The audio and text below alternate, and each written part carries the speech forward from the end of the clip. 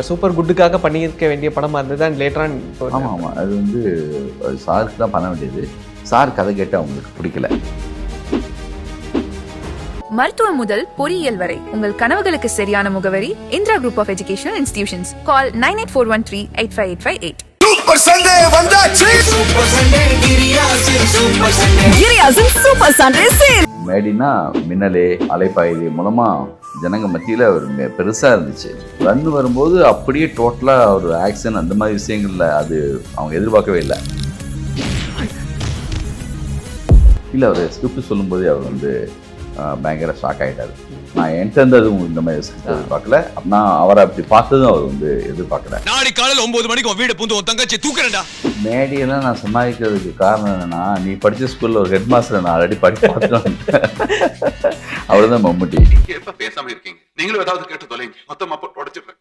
அவரெல்லாம் வந்து ஒர்க் பண்ணிட்டு வந்ததுக்கு பிறகு இந்த உலகத்தில் யாரோட வேணுமோ நம்ம ஒர்க் பண்ண முடியும். ஏன்னா வந்து அவர்கிட்ட அவ்வளோ தகுதி இருக்கு. கண்டிப்பாக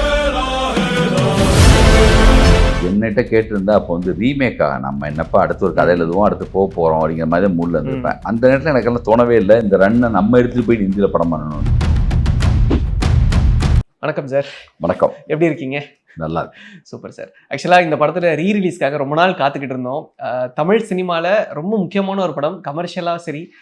இந்த படம் வந்து பண்ண ஒரு மேஜிக் அப்படிங்கிறது ரொம்பவே பெருசு. ஸோ ரன்னுடைய ரீரிலீஸ் வந்து ஜூலை 10 அன்னைக்கு நடக்குது. ஸோ உங்களுடைய இரண்டாவது படம் ஆனந்தம் அப்படிங்கிறது ஒரு proper family entertainer, out and அவுட்டாக வந்து ஒரு குடும்பங்கள் கொண்டாடக்கூடிய ஒரு படமாக இருந்தாலும் ரன் வந்து எல்லாருமே, அதாவது லவ்வர்ஸ் ஃபேமிலி எல்லாருமே செலிப்ரேட்டபிளான ஒரு படமாக இருந்திருக்கு. கம்ப்ளீட்லி வேற ஒரு ஜானர் ஷிஃப்டில் ரன். அந்த ஒரு இது இருக்குல்ல, நம்ம ஒரு ஜானர் ஷிஃப்ட் நம்ம பண்ணுறோம், மக்களுக்கு வந்து இந்த ஜானர் ஷிஃப்ட் எப்படி இருக்கும், ஒரு இயக்குனராக நம்ம வந்து ஆனந்தம் கொடுத்துட்டோம், அடுத்தும் இதே மாதிரியான படம் எதிர்பார்ப்பாங்க அப்படிங்கிறது ஒன்று இருக்குல்ல, அந்த ஃபியர் உங்களுக்கு இருந்ததா இனிஷியலி? அதான் அது டிசைட் பண்ணியே பண்ணதான். நிஜமாக சொல்லணும்னா ஒரு படம் மாதிரி இன்னொரு படம் இருக்கக்கூடாது, இவர் இந்த மாதிரி எடுப்பார்னா இதே மாதிரி போக்கு நம்மளை வந்து எக்ஸ்பெக்ட் பண்ணக்கூடாதுன்னு சொல்லி பர்பஸாகவே அந்த மூட்லேருந்து மாறி ஒன்று பண்ணணும்னு நினச்சி பண்ணதான் ரன்னு. ஓகே. எப்பயுமே பண்ணும்போது என்ன ஆகுன்னா, நீ உங்கள் படம் மாதிரி இல்லையே சார், எதிர்பார்த்த மாதிரி இல்லையேன்னு ஒரு கம்ப்ளைண்ட் வரும். ஆனால் அடுத்து அது பண்ணுற அந்த படத்தை அந்த எந்த ஜானர் ட்ரை பண்ணுறோமோ அதுக்கான எல்லா வகையிலையும் டெக்னீஷியன்ஸ் வைஸா ப்ரொடியூசர் வைஸா நம்ம நினச்சிருப்போம்ல, அதுக்கான எல்லாம் அமைஞ்சு ஒரு வரணும். அது கரெக்டாக ரன்ல அமைஞ்சது. அப்போ பியூட்டிஃபுல் சார். கண்டிப்பாக மாதவன் சாருக்கு இந்த படம் ஒரு பெரிய ஓப்பனிங். இன்ஃபேக்ட் அதே வருஷம் கன்னத்தில் முத்தமிட்டாலோட ரிலீஸ் இருந்தது அவருக்கு, அண்ட் ரன். ஸோ ரெண்டுமே வந்து அவருக்கு ஒரு பயங்கர ஹிட்டான படம். அண்ட் மொரோவர் அவருடைய லைனப்பில் மின்னலே, டும் டும் டும், பார்த்தாலே பரவசம், கன்னத்தில் முத்தமிட்டால், அப்புறம் ரன் வந்து commercially it's a different film for him. அதோடைய அந்த போஸ்ட் சக்ஸஸ் அதை எப்படி பார்த்தார் மாதவன்? அந்த படம் அந்த கன்னத்தில் முத்தமிட்டால் பார்த்த பரவசம் வந்துருச்சு. அதுக்கப்புறம் தான் நம்ம படம் ரன். ஆமாம், பயங்கர கிரேஸ். அப்போ மேடினா மின்னலே அலைப்பாயுதே மூலமாக ஜனங்க மத்தியில் ஒரு பெருசாக இருந்துச்சு. ரன் வரும்போது அப்படியே டோட்டலாக ஒரு ஆக்ஷன் அந்த மாதிரி விஷயங்கள்ல அது அவங்க எதிர்பார்க்கவே இல்லை. எப்பயும் பண்ணுற அந்த அலைப்பாயுதையிலையும் மின்னலில் இருக்கிற அந்த கியூட் அதெல்லாமே இருந்துச்சு. அதோட இப்படி ஒரு ஆக்ஷன் அவங்க வந்து அவங்க எதிர்பார்க்கல. அது பெரிய ஷாக்கிங்காக இருந்துச்சு. அதனால தான் அது வந்து அந்த படம் அப்படியும். ஓகே.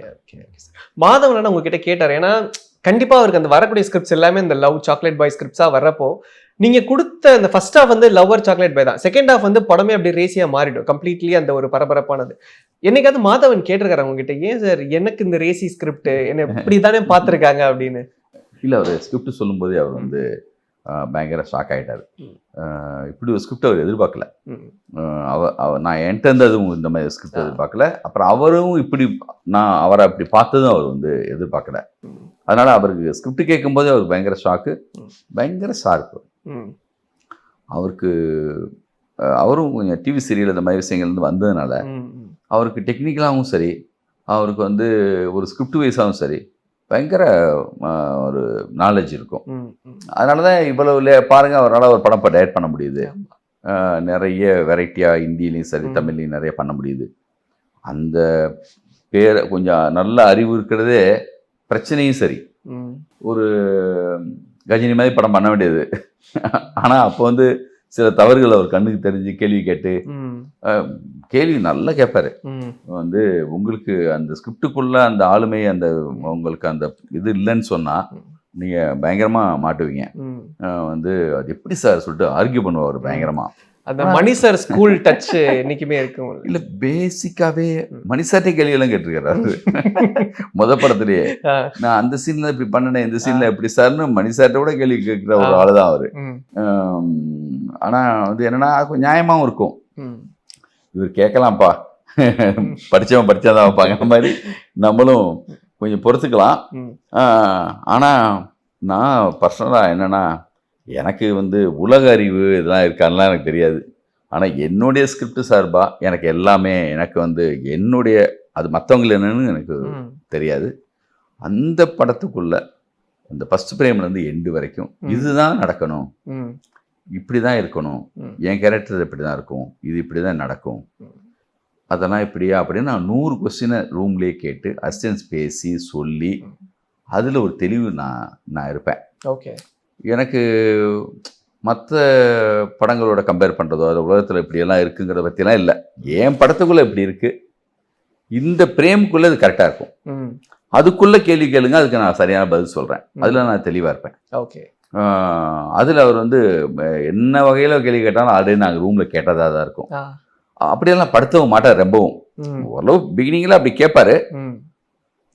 அதுக்கப்புறம் ஸ்கிரிப்டை நம்பினது பிறகு அவருடைய பெர்ஃபார்மன்ஸு, அவர் அதில் என்ன பண்ணலாம், அது கரெக்டாக இருக்கா, அந்த ஆக்ஷன் ஒத்துப்பாங்களா, ஃபர்ஸ்ட் ஹாஃப் வரைக்கும் ஓகே, இந்த க்யூட்டாக பண்ணுறதுலாம், செகண்ட் ஹாஃபில் அந்த கோவம் வந்து பண்ணணுமே அந்த இடையெல்லாம் ஒர்க் அவுட் ஆகுதா, அதெல்லாம் அவர் கொஞ்சம் தெளிவாக இருப்பார். ஓகே. கரெக்ஷனே கிடையாது, நம்ம என்ன சொன்னோமோ 100% என்ன எழுதணுமோ அது அவர்கிட்ட இருந்து அப்படியே வரும், எந்த லாஸ் இருக்கா, அது பெரிய ப்ளஸ். உங்களுடைய முதல் படம் ஆனந்தம்ல வந்து மம்முட்டி சாருடைய பங்களிப்பு உங்களுடைய டைரக்ஷன் நிறைய இருந்ததுன்னு சொல்லியிருந்தீங்க சார். அண்ட் ரன் பொறுத்த வரைக்கும் ஜீவா சாருடைய கான்ட்ரிபியூஷனும் உங்களுக்கு இந்த படத்துல ஒரு ஷேப்பிங்க்கு பெரிய சப்போர்ட்டா இருந்ததுன்னு சொன்னீங்க. ஜீவா சாருடைய அந்த விஷயம் பத்தி நம்ம பேசலாம். ஏன்னா அவருடைய அந்த கான்ட்ரிபியூஷன் டுவர்ட்ஸ் ரன். மேடியெல்லாம் நான் சமாளிக்கிறதுக்கு காரணம் என்னன்னா, நீ படித்த ஸ்கூலில் ஒரு ஹெட் மாஸ்டர் நான் ஆல்ரெடி படித்து பார்த்துட்டேன். அவர் தான் மம்முட்டி. அவர் இவர் மாதிரி 100 மடங்கு 1000 மடங்குன்னு கூட சொல்லலாம். அவர் மாஸ்டர், கிரேட் மாஸ்டர். அவரெல்லாம் வந்து ஒர்க் பண்ணிட்டு வந்ததுக்கு பிறகு இந்த உலகத்தில் யாரோட வேணுமோ நம்ம ஒர்க் பண்ண முடியும். ஏன்னா வந்து அவர்கிட்ட அவ்வளோ தகுதி இருக்கு. கண்டிப்பாக ராங் பர்சன்ஸு, தெரியாதவங்க, உண்மையாக இல்லாதவங்க, சினிமாவை நேசிக்காதவங்க அவர் பக்கத்தில் கூட போய் நிற்க முடியாது, மம்முட்டி சார் பக்கத்துலலாம். ஏன்னா அவ்வளோ தரம் இருக்கும், அவ்வளோ சின்சியர் இருக்கும். அப்படி இருக்கிறது இல்லை, இருக்க ட்ரை பண்ணுறதுனால இல்லை, அதுவாகவே அவங்க அதுதான் அது அவங்க. அதனால் வந்து என்னென்னா அவரோட நான் ட்ராவல் பண்ணதுனால அந்த படம் மொத்தமும் நான் நிறைய அவர்கிட்ட வந்து நம்ம லேர்ன் பண்ணதுனால எனக்கு வந்து ரொம்ப யாராக இருந்தாலுமே கொஞ்சம் சமாளிக்க முடியுங்கிற மாதிரி ஒரு தெம்பு வந்துச்சு. ஜீவா சார் வந்து அவருடைய ஒர்க்கில் ஒரு கிரேட் மாஸ்டர்.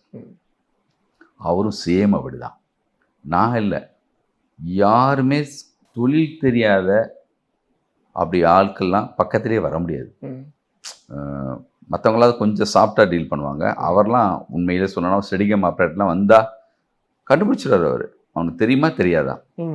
அப்புறம் ஆர்டிஸ்டையும் ஒரு சிலர் வந்து அந்த அப்படி இருந்தாலுமே அவர் பாசாங்க எடுக்கிறது கமர்ஷியல் படம் தான். ஆனால் அதை அந்த பிரேம்குள்ள உண்மையாக இருக்கணும், எந்த போலித்தன்மையும் இருக்கக்கூடாது, நெஜமாக இருக்கணும், இதை நம்ப வைக்கணும் அப்படிங்கிறதுக்கான இதில் இருப்பார் எப்பயுமே. ஸ்டைலு, கேமரா பிடிக்கும்போதே லிங்கு துரப்படம் மாதிரி இருக்கணும், நம்ம ஹாலிவுட் படம் மாதிரி இருக்கணுமா அந்த வார்த்தையை அடிக்கடி பயன்படுத்தியே இருப்பார். ஸ்பீட்லேயும் ஒரு மிகப்பெரிய தரம். என்கிட்ட அப்பவே சொல்லுவார், அவர் பிசி சார் தான் ஒர்க் பண்ணிட்டு வந்திருக்காரு, என்கிட்ட ரன் பண்ணும்போது சொன்னார், லிங்கு நீ சந்தோஷம் சார் ஒரு படம் ஒர்க் பண்ண அப்படின்னாரு. ஏன்னா இவர் பிசி சாரோட அசிஸ்டண்ட் சந்தோஷம் சாரை பற்றி சொல்கிறாருன்னு தோணும் எனக்கு. அவர் சின்ன கிளாஸ் ஒர்க்கெலாம் அவருக்கு போயிருக்காரு சந்தோஷம் சாருக்கு. இந்த சிறைச்சாலையில் இருக்கிற சாங் பற்றிலாம் சொல்லுவார், அந்த ஆவாரம் பூ தோப்பில் அந்த சாங்கில் ஒரு சில இந்த ஷார்ட்ஸ் பற்றியெல்லாம் பேசுவார். அப்போவே அவர் நிறைய ஹாலிவுட் படங்களும் நிறைய பார்ப்பார். ஒரு சில படங்களுக்கு ரெஃபரன்ஸ் வந்து அவர் மைண்டில் ஒன்று 100% வச்சிருப்பார். என்னையும் அடிக்கடி வந்து அந்த ஃபைட் பாரு, ஒரு புதுசாக அந்த டிராபிக் ஃபைட் ஒன்று எடுக்கணும்னு சொல்கிறேன்ல, அதுக்கு நான் ஒரு ரெஃபரன்ஸ் சொல்கிறேன் பாருங்க. நான் எந்த ரெஃபரன்ஸ் பார்க்க மாட்டேன். மறுநாள் வந்துட்டு நான் என் படத்துக்குள்ளே நான் ஒன்று வச்சிருப்பேன்ல, அதுக்குள்ளேயே தான் நான் இருப்பேன். இது என்ன, இது ஏன் ரெஃபரன்ஸ் எல்லாம் பார்க்க சொல்கிறாங்க, நம்ம ஒன்று கிரியேட் பண்ண போகிறோம், அது நல்லா வரப்போகுது. அப்போ அந்த டயத்தில் எனக்கு அதெல்லாம் அதை பற்றி என்ன போகவே மாட்டேன். நான் என் படத்துக்குள்ளே நான் சொல்கிற அந்த மூடில் நான் எழுதுனது வந்தால் போதுங்கிற மாதிரி இருப்பேன். ஓவராக போய் அந்த மாதிரி நிறைய பார்த்துட்டு அது மாதிரி ஒன்று பண்ணணும்னு நினைக்க மாட்டேன். ஓகே, அது தப்பும் இல்லை. ஃபியூச்சரில் வந்து ஒரு சிலர் வந்து ஒரு ஐடியாக்காக ரெஃபரன்ஸுக்காகலாம் பார்க்குறாங்க, தப்பு இல்லை. ஆனால் ஜீவா சார் சொல்லிட்டே இருப்பார், டிகு அது பாரு இது பாருன்னு சொல்லுவார். ஆனால் ஒரு கணம் கூட, ஒரு நிமிஷம் நான் பல இதில் சொன்னதான், முன்னாடி வர மாட்டார், பின்னாடி வர மாட்டார். டைமிங்னா அப்படி இருப்பார். அதே மாதிரி யாரும் செட்டில் ஷூட்டிங் டயத்தில் சின்னதாக கூட ஒரு விளையாட்டாக கூட எதுவும் ஜாலியாக இருந்துட முடியாது. 24 hours அவர் அலாட் பண்ணிகிட்டே இருப்பார். அதனால இந்த படம் வந்து March 1 ஷூட்டிங் ஸ்டார்ட் பண்ணி April, May, June, Julyல காப்பி ரெடி பண்ணோம். அந்த அளவுக்கு ஸ்பீடு. ஒரு 82 நாள் ஷூட் பண்ணியிருப்போம். படத்தில் மெயின் படத்துல இருந்து ஒரே ஒரு சீன் தான் ஷூட் பண்ண சீன் தூக்கி வெளியில் வச்சிருக்கேன். ஒன்லைனும் அப்படி இருக்கும். ஓகே, அவருடைய ஸ்பீடும் அப்படி இருக்கும். Wow, great sir. அண்ட் இந்த சப்வே போர்ஷன் வலசரவாக்கம்ல செட்டு போட்டு ஷூட் பண்ணீங்க அப்படின்னு கேள்விப்பட்டேன். அந்த சரவண பவன் கிட்ட ஒரு செட்டு போட்டு ஷூட் பண்ணீங்க. இந்த சப்வேன்றது உங்களோட இதுல அந்த ஐடியா இருந்ததா? ஓகே, இது இந்த போர்ஷன் இது சப்வேல இப்படி நடக்க போகுது, இந்த போர்ஷன் அது ஸ்கிரிப்ட் இல்ல, சப்வேல தான் நடக்க போகுது. ஆமா, அந்த சப்வே தான் இந்த படத்துடைய பெரிய பீக்காவே இருந்தது இல்ல? ஆமா ஆமா, சப்வேல தான் அந்த ஃபைட் நடக்குதுன்னு ஆல்ரெடி எழுதுனதுதான். அது வந்து ஒரிஜினலாவே ஷூட் பண்ணணும்னு நான் நினைச்சேன். ஜீவா சார் வந்து செட்டு போட்டா நல்லா இருக்குனாரு. பாலகிருஷ்ணன் என்கிட்ட ஒரு மேனேஜர் ஒர்க் பண்ணாரு. அவர் வந்து செங்கல்லே அது கட்டிடலாம் சார், ஃபியூச்சரோட உங்களுக்கு யூஸ் ஆகும், சூரூர்ல ஒர்க் பண்ணவர். ஓகே, அப்படியே சொல்றீங்க. என்னன்னா இல்லை சார், கார்பன்ல இருந்து ஆரம்பிச்சு எல்லாமே நீங்க கணக்கு போட்டு ஒன்று கொடுத்தாரு அவரு. ரத்ன சாருக்கு அது பிடிச்சிச்சு. ரத்ன சாருடைய இடம் அது. ஓகே, அப்புறம் பின்னாடி அந்த படத்துக்கு வந்து தூள்ல எல்லாம் கூட அது வந்து யூஸ் பண்ணாங்க. இன்ஃபேக்ட் ஹிந்தி ரன்னுக்கும் அந்த சபை யூஸ் பண்ணியிருந்தாங்க. அங்கதான் ஷூட் பண்ணாங்க. அது எப்படி சார் அந்த ஜீவா சார் டைரக்ஷன்ல ஹிந்தி ரன்? அந்த காலகட்டத்தில் நான் வந்து என்னன்னா, நம்ம ஒரு படத்தை எழுதணும், அடுத்து ஒரு படம் பண்ணோம். என்னகிட்ட கேட்டிருந்தா அப்போ வந்து ரீமேக்கா, நம்ம என்னப்பா அடுத்து ஒரு கதை எழுதுவோம், அடுத்து போகிறோம் அப்படிங்கிற மாதிரி மூடில் இருந்திருப்பேன். அந்த நேரத்தில் எனக்கெல்லாம் தோணவே இல்லை இந்த ரன்னை நம்ம எடுத்துகிட்டு போயிட்டு ஹிந்தியில் படம் பண்ணணும்னு. என்னை அப்ரோச் பண்ணியிருந்தாலும் நான் அப்படி தான் எழுதிருப்பேன். அப்போ அந்த படம் நடந்து எண்டு டயத்துலேயே வந்து என்னென்னா, படம் ரிலீஸ் ஆகி கொஞ்ச நாள்லேயே நான் தெலுங்குல ரீமேக் பண்ணுறதுக்கான முயற்சியில் நான் இருக்கேன். ஓகே, பிரபாஸ் சாருக்கு பண்ணலாம்னு சொல்லி கேட்குறாங்க. நான் போய் பிரபாஸ் சாருடைய படத்தெல்லாம் ஹிந்தியில் போய் தெலுங்குல ஒரு சோலோவான ஒரு தேட்டரு, பெரிய கட் அவுட் வச்சுருந்தாங்க. அப்போ தான் அப்கமிங் ஒரு 2வது படம் 3வது படமாக இருக்கும். சார் இந்த பையன் நல்லா வரான் சார் அப்படின்னு நம்ம சுரேஷ் கிருஷ்ணா சார் படம் ஏதோ ஒரு படம் வந்து அந்த படத்தை தான் என்னை பார்க்க சொன்னாங்க. பார்த்தேன். அதுக்கப்புறம் ஒரு சின்ன ப்ராசஸ் ஸ்டார்ட் ஆச்சு. அப்போது இந்த படத்தை ஹிந்தியில் ஜீவா சார் பண்ணுறதா இருந்துச்சு. எனக்கு வந்து சந்தோஷம்தான். குட் சார் சொல்லிட்டு அவருக்கு வாழ்த்து சொல்லி செட்டில்லாம் போயிருக்கேன். எனக்கு வந்து அப்போ இந்த படத்தை அப்படியே போய் ஹிந்தியில் நம்ம பண்ணிடணும், ஹிந்தியில் வந்துடணும்னு தோணல. ஏன்னா கதை இன்னொரு கதை எழுத போகிறோம் அந்த மாதிரி மூடு தான் எனக்கு இருந்துச்சு. ஒருவேளை நான் ஹிந்தியில் பண்ணியிருந்தா அது இன்னும் வேற மாதிரி கூட இருந்திருக்கும். ஏன்னா நம்மளே ஒரிஜினலாக பண்ணும்போது அது அந்த இது வேற மாதிரி வரும். சார் அவருடைய ஸ்டைல் அவர் பண்ணார். ஏன்னா அது தமிழில் கிடைச்ச ஒரு வெற்றின்றது ஹிந்தியில் கொஞ்சம் கம்மியாக தான் இருந்தது. அது அவருடைய அதில் ஒரு ஸ்க்ரீன்லேயே ஒரு ஸ்பீடு அதெல்லாம் இருக்கு இல்லையா, அது நம்ம மைண்டில் இருந்த ஒரு விஷயம். அதை ரீக்ரியேட் பண்ண முடியல அவங்களால. புரியுது சார். அண்ட் முக்கியமான ஒரு விஷயம் நீங்கள் சொல்லியிருந்தீங்க. ஆனால் அபிஷேக் பச்சன் கேரியரில் அது ஒரு முக்கியமான படம் தான். ஆமாம், கண்டிப்பாக அது நம்ம டெஃபினெட்லி, ஏன்னா அவருக்குமே அந்த ஒரு படம் ரொம்ப இம்பார்ட்டண்ட்டாக இருந்தது. அந்த ஒரு பேட்டர்னில் அவருக்கு ரொம்ப இன்ட்ரெஸ்டிங்கான ஒரு படம் வந்தது. அண்ட் நீங்கள் இன்னொரு சில இன்டர்வியூஸ்லையும் சொல்லியிருந்தீங்க சார், சூப்பர் குட்டுக்காக பண்ணியிருக்க வேண்டிய படமாக இருந்தது. And later on got change to Sri Suriya movies அப்படிங்கிறது. அந்த நேரத்தில் அது அந்த கால் அப்படிங்கிறது உங்களுக்கு ரொம்ப டிஃபிகல்ட்டாக இருந்திருக்கும். ஏன்னா ஃபர்ஸ்ட் படம் ஆர்பி சௌத்ரி சார் கொடுத்துருக்காரு. அண்ட் செகண்ட் படம் நம்ம பண்ணுறப்போ இன்னொரு ப்ரொடக்ஷன் ஹவுஸில் போகிறோன்றது ஒரு கால ஒரு இயக்குனராக உங்களுக்கு ஒரு. ஆமாம், அது வந்து சாருக்கு தான் பண்ண வேண்டியது. சார் கதை கேட்டு அவங்களுக்கு பிடிக்கல, அவரால் இதை புரிஞ்சிக்க முடியல. அது என்கிட்டருந்து இப்படி ஒரு படத்தை அவர் புரிஞ்சிக்க முடியல. அவர் அந்த ஷாக்லேருந்து வெளியிலே வரல. அப்புறம் அவருக்கு பிடிக்கல. என்னை வந்து ஆனந்த மாதிரி ஒரு படம் கதை கேட்டுட்டு நான் நிறைய இடங்களை அழுதுருக்கேன். இது உன் படம் கிடையாது, நான் முடிவு பண்ணியே தான் நான் பண்ணியிருக்கேன், அது மாதிரி இருக்கக்கூடாது தானே. ஒரு படத்தில் ஃபீலான சீனு கொஞ்சம் அந்த ஆனந்த டச்சில் ஒரு போர்ஷன் ஏதாவது வருதுன்னா, நீங்கள் பேசுனீங்கல்ல அந்த இடத்துல மட்டும் கதை சொல்லும்போது எனக்கே லைட்டாக ஒரு கலக்கம் வரும். நான் கலங்கினா கூட வேணாம் இது ரொம்ப உள்ளே போயிடக்கூடாது, இது கூலாக டீல் பண்ணுங்கிற மாதிரி எனக்கே தோணும். எங்கேயும் விழுந்துடக்கூடாது, அந்த அந்த இதுலேயே தான் இருக்கணும், ரொம்ப டீப்பாக போயிடக்கூடாதுங்கிறத நான் கான்சியஸாக இருப்பேன். ஆனால் சாருக்கு வந்து அது வந்து இது நான் நல்ல ஒரு அட்வான்ஸும் வாங்கியிருந்தேன் அந்த டயத்தில். அது வந்து 5 lakhs சூப்பர் குட்டில் அட்வான்ஸ் வாங்குறது சம்பளமே 5 லட்சம் தான் இருக்கும் ஒரு சிலருக்கு, பெரிய டேரக்டர்ஸ்க்கு.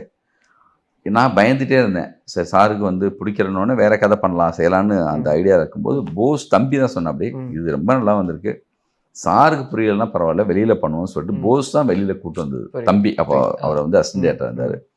அவர் தைரியம் கொடுத்து வெளியில் வந்தது பிறகு நம்ம வெளியில் அப்ரோச் பண்ணுவோம்னு பண்ணதான் ரத்ன சார்கிட்ட போனது. ஓகே ஓகே சார், அதுவே ஒரு பெரிய சேஞ்ச் ஓவர் அவங்களுக்கு மாறி இருந்திருக்கு. எனக்கு இன்னொரு ஒரே ஒரு இது கேட்கணும்னு நினைச்சேன் சார். ஆனந்தம் படத்துல அதிகமா திருப்பதி மளிகை கடை, திருப்பதி பிரதர்ஸ், இதோட கனெக்ட் அங்கிருந்தே இருந்தது. சொந்தம் நம்ம கடை பெயர் வந்து திருப்பதி மளிகை. குடும்பத்துல கும்புற சாமி வந்து பெருமாள் நிறைய கும்பிடுவாங்க, அதனால இந்த திருப்பதி மளிகை, திருப்பதி நெல்மண்டி அதெல்லாமே நம்ம குடும்ப ஆக்சுவல் லைஃப்ல ரியல் லைஃப்ல இருக்கக்கூடிய அப்படியே கொண்டு வந்து. Okay okay sir. And Meera jasmine இந்த ப்ராஜெக்ட்ல வந்த ஒரு ஸ்டோரி அதை பத்தி சார், ஏன்னா அவங்களுமே ஒரு பெரிய சேஞ்ச் ஓவர், அவங்களுக்கு இந்த படம் ஒரு பெரிய பிரேக் த்ரூ ஆகுது. மீரா ஜாஸ்மின் எடுத்தோடனே வரல, அந்த கதையை நிறைய நான் சொல்லியிருக்கேன். எல்லாருமே ஆல்ரெடி வந்து ஒரு பொண்ணு நடிச்சாங்க ரேமா சேன்னு சொல்லி, அவங்ககிட்ட இருந்து என்னால் சரியாக வேலை வாங்க முடியல. அந்த நேரத்தில் வந்து ஆனந்த விடனில் நான் பார்த்தேன் இந்த பொண்ணுடைய ஒரு ஃபோட்டோவை. அவங்க வந்து ஆல்ரெடி கஸ்தூரிமான்னு ஒரு படம் நடிச்சிருந்தாங்க. பாய்ஸுக்காக சங்கர் செலக்ட் பண்ணி வச்சிருந்தார், அதனால பண்ண முடியாமல் இருந்துச்சு. அதுக்கப்புறம் ஜெனிலியா அங்கே ஓகே ஆனது பிறகு அந்த அவங்க ஃப்ரீயானாங்க, அவங்கள கூப்பிட்டு வச்சு இந்த ஸ்கிரிப்ட் சொன்னோன்னே அவங்க. Okay okay sir. And Raghuvaran சாருடைய கேரக்டர் இந்த படத்தில் ரொம்ப, அதாவது ரொம்ப என்ன சார், அவரை வில்லனா தொடர்ந்து பார்த்தாலும் சில படங்கள்ல வந்து அவர் அந்த ஒரு குட் சைட்ல நடிச்சிருப்பார். இந்த படத்துலயும் வந்து ஒரு நல்ல ஷேட். இந்த பக்கம் வில்லனா வந்து அதுல் குல்கர்னி நடிச்சிருந்தாரு. யோசிச்சிங்களா ரகுவரன் சாருக்கு நம்ம வில்லன் போர்ஷன் கொடுக்கலாமா, இல்ல இதுவும் அந்த பார்ட் ஆஃப் இல்ல அதுல ஒரு சேஞ்சஸ் இருக்கணும், எப்பயுமே ரெகுலரா அப்படி தானே பாக்குறாங்க, இதுல இப்படி இருக்கணும்னு முடிவு பண்ணி பண்ணதான். எப்பயுமே அந்த மாதிரி ஒரு சின்ன ஒரு சேஞ்ச் பண்ணி அப்படி வரும்போது எப்பயுமே ஜனங்களுக்கும் பிடிக்கும். உதாரணத்துக்கு நம்ம படத்துக்கு பிறகு கண்டினியூவாக வில்லனா பண்ணிட்டு இருந்த கில்லியில் வந்து அந்த அப்பா அவங்க கூட நம்ம படத்துக்கு அப்புறம் தான் அது கூட புதுசாக இருந்துச்சு. நம்பியார் வந்து தூரல் நின்று போச்சு படத்தில், பல படங்களில் வில்லன், ஆனால் அவர் வந்து அவரோட கூட நின்று ஹெல்ப் பண்ணுறது செய்து வரும்போது புதுசாக இருக்கு பாருங்க. பல படங்கள் சொல்லலாம், நான் இமீடியட்டாக எனக்கு நிறைய உதாரணங்கள் வரல. அது எப்பயுமே அது வந்து என்னன்னா ஒரு மாதிரி அது ஒரு சந்தோஷமாகவும் இருக்கும். ஓ இப்படியா, இந்த அது பேக் ஃபயராகவும் வாய்ப்பு இருக்கு, ஓ இப்படி நினைச்சமேடா அப்படின்னு. ஆனா ஒரு சில நேரங்கள் அது ரொம்ப பாசிட்டிவா அது மாறவும் இருக்கு. Okay sir. எனக்கு வந்து நிறைய படங்கள் உதாரணம் இருக்கு அதுக்கு. அசோகன் வந்து பாசிட்டிவா வருவாங்க ஒரு படத்துல, ரொம்ப பழசு, இதுல ஜனங்களுக்கு இப்போ உள்ளவங்களுக்கு தெரியாது, இருந்தாலுமே தெரிஞ்சவங்க இதுக்காக சொல்றது தான். அசோகன் வந்து அந்த படத்துல அன்பேவா படத்துல லவ் படத்துல வந்து பாசிட்டிவா வருவாங்க. நிறைய உதாரணங்கள் இருக்கு அதுக்கு. இந்த மாதிரி நம்மளே என்ன ரெகுலரா இல்லாம ஒன்று பண்ணுவோமே அப்படி தோன்றது தான். ரகுவரன் அவங்ககிட்ட போய் வீட்டில் போய் கதை சொல்லும்போது சீரியஸா அவங்க வந்து ரொம்ப சின்சியரா அப்படி கேட்பாங்க. கேட்டு அப்பவே நிறைய டிஸ்கஸ் பண்ணுவாங்க. நான் ரெகுலரா இல்லாம லுக்கு மாத்திக்கலாமா, பெரிய கண்ணாடி ஒன்று போட்டுக்கலாமா, தொப்பை வச்சுக்கலாமா, நான் யூஸ் பண்ணுற வண்டி என்ன மாதிரி இருக்கும் அப்படின்னு டீப்பாக ஓகே அப்படியே உள்ளே போவாங்க. நான் அவ்வளோலாம் யோசிக்கலை, இவ்வளவு வேலை தேவையா, ஒரு லட்சணமாக அப்படி வந்தாலே போதும் சொல்லிட்டு நான் எது சொன்னாலுமே கேட்டுக்கிட்டு அவங்க ஆர்வத்தையும் நமக்கு குறைக்கக்கூடாது. இருந்தாலும் அவங்க என்னென்னமோ சொல்கிறாங்க, சரி சார் நான் யோசிக்கிறேன் சார் சொல்லிட்டு அடுத்த நாள் போயிட்டு, சார் நீங்கள் ரகுவரன் சாராகவே எனக்கு வந்தால் போதும் சார், அதில் சின்ன அப்படியே அது வந்து ஒரு ஸ்கூட்டி மாதிரி நீங்கள் யூஸ் பண்ணுவீங்க சார் அப்படின்னு சொல்லிட்டு அவரை கன்வின்ஸ் பண்ணி அது வேணாமா இது வேணாமான்னு கொஞ்சமாக கழிச்சு அப்படியே வந்தால் போதும் சார். பல நேரங்களில் அவங்க பண்ணிட்டு வர ஹோம்ஒர்க்கை வந்து குறைச்சாலே வந்து ரொம்ப ஆர்வத்தோடு தான் வருவாங்க. எல்லாருக்கும் எல்லாம் உள்ள நிறைய ஓடும்ல, அதே மாதிரி ஸ்பாட்டில் நான் ரெடி ஜீவா சார் கத்திட்டு இருப்பாரு, நானும் ரெடியாக இருப்பேன், ஆனால் சார் வரமாட்டாங்க. நம்ம கோடையாட்டு போய் சொல்லும்போது அவர் மைண்டில் ஃபுல்லாக இருக்கிறது எல்லாமே எடுத்து சொல்லிகிட்டே இருப்பார். இருக்கு என்னாச்சின்னு சொல்லிட்டு நான் கேரவனுக்கு போனோடனே, சார் உங்கள் கோடையாட்டு நிறைய நான் டிஸ்கஸ் பண்ணியிருக்கேன், இதெல்லாம் இருக்குது, உண்மையிலேயே அவங்கவுங்களுக்கு ஒன்று ஃபீலு சரின்னு நான் சொல்ல விட்டு கேட்பேன். ஆல்ரெடி நாங்கள் நிறைய பேசிட்டோமே, அப்புறம் அந்த மீட்டர்லேயே நான் வந்து சொல்லி காட்டுவேன், இந்த முன்னாடி பின்னாடி நடந்ததா இதுதான் சார், இது இருந்தால் போதும் சார். லாயர் கரெக்டாக சொல்லுவார், வந்துடுவார். நான் அவர் மாதிரி நிறைய யாரும் அந்த சிவா 4-5 லாரியில் எடுத்து போய் கொள்ள வேண்டியதானே அதை அப்படியே பேசி காட்டுவேன். வந்து அந்த அந்த படம் அது ரொம்ப பிடிக்கும் எனக்கு. பவானி கேரக்டர் அதை சொல்லும்போது பயங்கர ஹாப்பி ஆயிடுவாரு. என்ன சார் அப்படியே சொல்றீங்க அப்படிம்பாரு. அவரை நம்ம ரசிச்சுட்டு வந்திருக்கோம்ல. எனக்கு பூவிலி வாசல்ல இந்த குழந்தை காலை சுத்தினா பாம்பு மாதிரி பொண்ணுட அப்படிம்பாரு. அவர்கிட்ட சொல்லுவேன், நான் இதை பண்ணி காட்டுவேன். சார் என்ன சார் அப்படியே பேசுறீங்க, சினிமா பைத்தியம் சார், சினிமா கூட்டி தானே எங்க பார்த்தாலும் படம் பார்க்கறது, அது பத்தியா சார் பொழப்பே தானே சார் அப்படிங்கிறது ரசிப்பார் பயங்கரமா. பயங்கர ஒரு டயத்துக்கு பிறகு ஃப்ரெண்ட்ல ஆயிட்டாரு. மருத்துவம் முதல் பொறியியல் வரை உங்கள் கனவுகளுக்கு சரியான முகவரி Indira group of educational institutions. Call 9841385858. Super Sunday வந்தாச்சு, super Sunday Giriazin super Sunday Giriazin Super Sunday Sale.